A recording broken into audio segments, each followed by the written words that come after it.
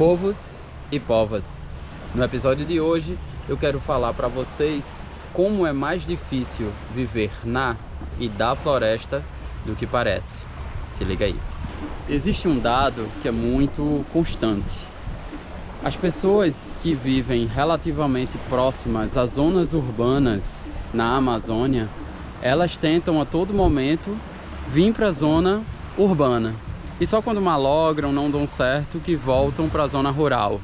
E aí eu lhe pergunto, mas viver na floresta não é tão bom, não é tão sadio, não é o sonho das pessoas? E por que elas fazem isso?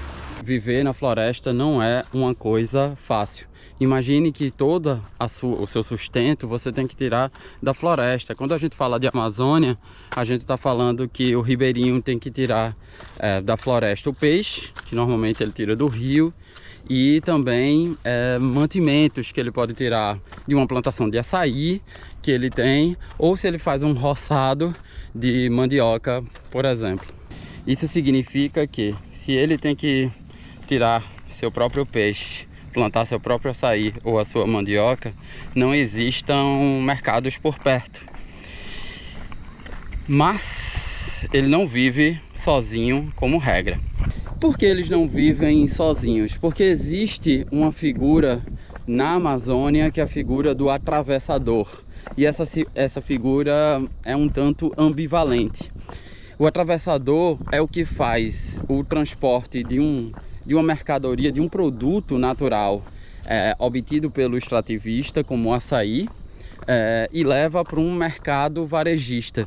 Então esse atravessador é visto de forma ambígua, porque ao mesmo tempo em que ele explora o extrativista pagando o menor preço para ele também é a única pessoa de fora que leva produtos para esse extrativista, muitas vezes num sistema de escambo, como acontecia no Brasil colônia.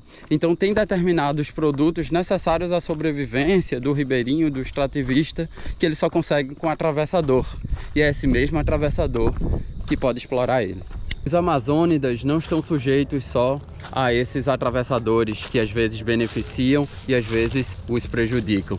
Estão sujeitos também a agentes que atuam na ilicitude. Estou falando do grande narcotráfico. Lembre-se que a Amazônia ela faz fronteira com outros países também amazônicos.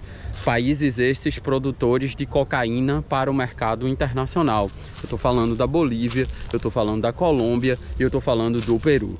A Amazônia brasileira está passando por um período de transformação em que ela passa a ser também consumidora, mas predominantemente a Amazônia brasileira é uma rota de tráfico para o escoamento dessa cocaína para o âmbito internacional. Vai para o centro do Brasil, do centro do Brasil, Porto de Santos, e vai para o âmbito internacional, ou da própria Amazônia, através de aviões clandestinos, navegação de cabotagem clandestina, também vai para o âmbito internacional. Então esses traficantes, esse narcotráfico, ele permite o que a gente vai chamar de desterritorialização. Esses amazônidas ou são expulsos do seu território, ou são expulsos, são proibidos de praticar o seu modo de vida tradicional, que é o extrativismo, pescadores ribeirinhos, os varzistas, produtores de castanha.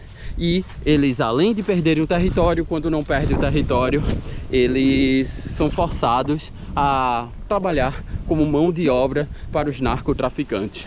Os amazônidas não perdem seus territórios apenas em razão de atividades flagrantemente ilegais.